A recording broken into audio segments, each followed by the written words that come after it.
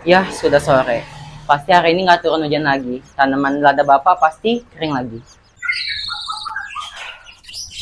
Tuh kan benar, tanahnya kering lagi. Paksa dia aku yang nyiram. Kak, itu Rafa. Oh iya, Kita samperin yuk. ayo.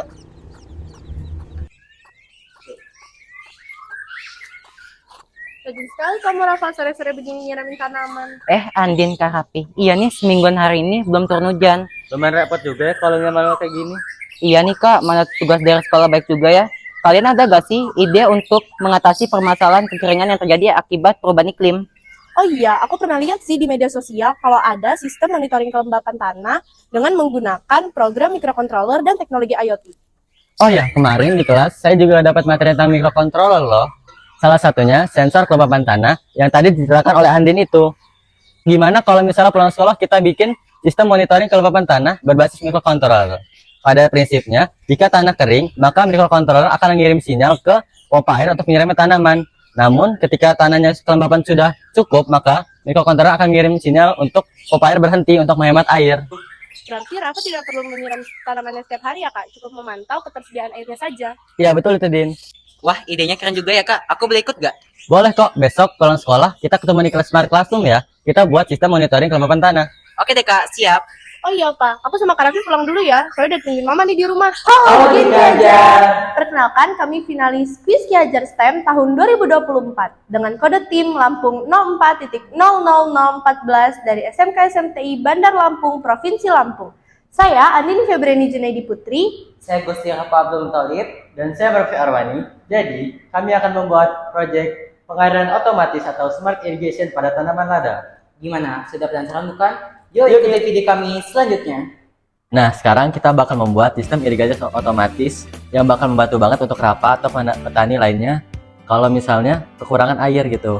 Nah, untuk alat-alat yang kita gunakan, pertama ada ESP8266. Ini sebagai microcontroller atau sebagai otak dari segala alat yang kita gunakan.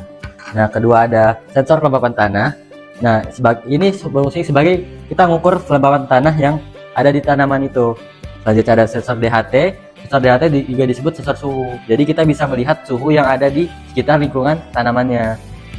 Ini ada LCD. LCD bakal menampilkan data dari sensor DHT sama sensor kelembapan ini. Jadi kita bisa melihat kelembapan sama suhunya berapa lewat sini. Nah, selanjutnya kita pakai pompa air. Pompa air ini berfungsi sebagai menyalurkan air, kita memompa airnya. Nah, untuk pompa air itu memakai baterai 9 volt. Selanjutnya ada relay. Relay itu berfungsi sebagai memutus atau menyambungkan aliran listrik agar pompa air bisa hidup sama mati. Nah, ini ada breadbox. Breadbox itu sebagai menyambungkan jumper ini ke alat-alat yang kita gunakan. Ini ada kabel data USB. Kabel data USB berfungsi sebagai kita nyalurin listrik ke USB ini dan sebagai kita mengupload codingan atau codingan untuk ke USB ini. Nah, yang terakhir ada kabel jumper. Kabel jumper ini berfungsi untuk menyambungkan antara alat ke blackboard sama ke USB-nya. Nah, selain alat-alat ini kita juga butuh yang pertama botol minum bekas.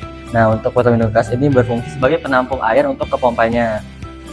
Nah, selanjutnya ada bekas wadah makanan. Nah, bekas wadah makanan untuk menyimpan alat-alat ini supaya kita susun agar bisa dibawa kemana-mana. Jadi kita nggak cuma di satu tempat aja gitu. Oh ya, Rafa, Andin. Nah, alat-alat yang kita gunakan itu relatif sederhana dan murah, dan kita juga bisa memperolehnya di toko-toko elektronik di sekitar rumah kita. Wah, alat-alatnya sungguh menarik ya Kak. Aku sudah tidak sabar nih untuk merangkainya. Yuk kita langsung rangkai. Oke deh, sekarang kita bakal bagi tugas ya. Andin sama Rafa bakal membuat rangkaian sesuai ada di gambar ini, dan saya bakal membuat codingannya di laptop, oke? Oke Kak. Untuk codingannya, kita memakai aplikasi Arduino dengan memanfaatkan template yang sudah tersedia di internet.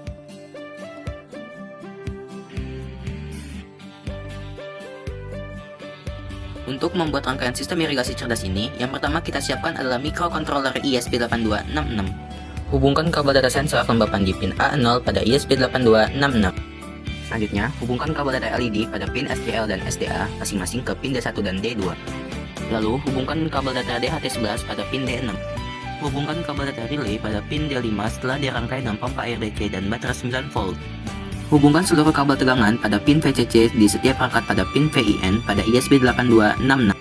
Terakhir, jangan lupa hubungkan seluruh kabel grounding dari setiap perangkat pada pin G pada ESP8266. Nah kak, seluruh rangkainya udah kami buat nih. Coba deh cara lihat, kira-kira ada yang salah nggak ya? Oke, saya lihat dulu ya.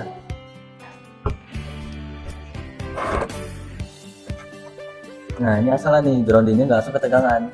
Walaupun ini cuma 5 volt, kalau misalnya kesalahan seperti ini, bisa menyebabkan konsleting pada alat ini. Nah, oke, saya bikin ya. Oke, sekarang sudah benar semua menurut saya. Nah, saya coba upload codingannya ya.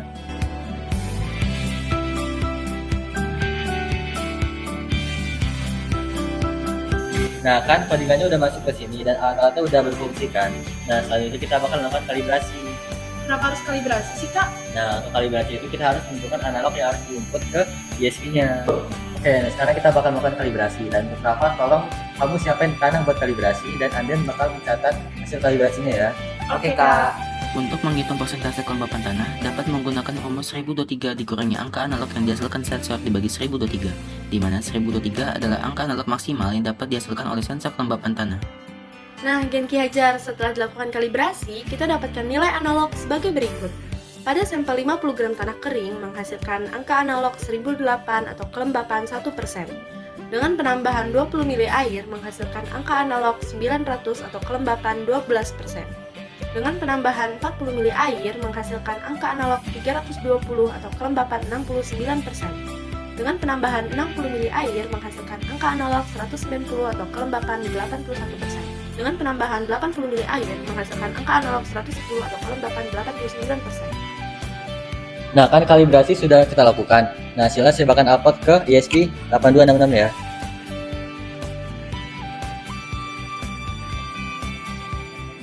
Nah, kan data analognya sudah saya upload ke ESP8266 ini. Nah, selanjutnya kita bakal uji ke tanah ini.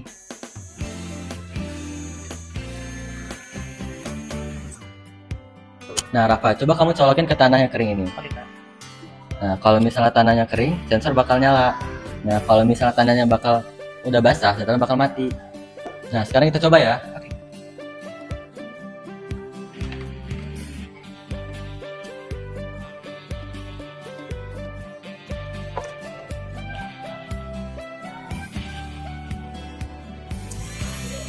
Nah, kan ini tanahnya kering, tanahnya membutuhkan air, jadi pompanya bakal nyala. Coba kamu tetesin air sedikit demi sedikit.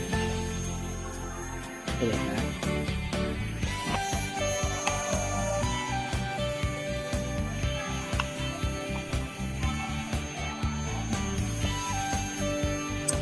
Nah, kan matikan pompanya, itu artinya tanahnya sudah mulai basah atau melembab. Wah, sistem rangkaiannya berfungsi dengan baik sesuai dengan rencana ya kak.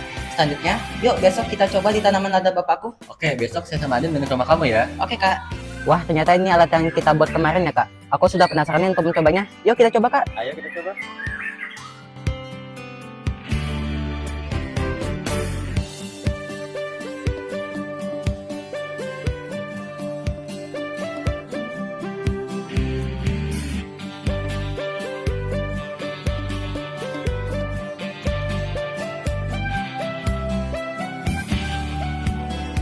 Ternyata alatnya bekerja dengan baik ya.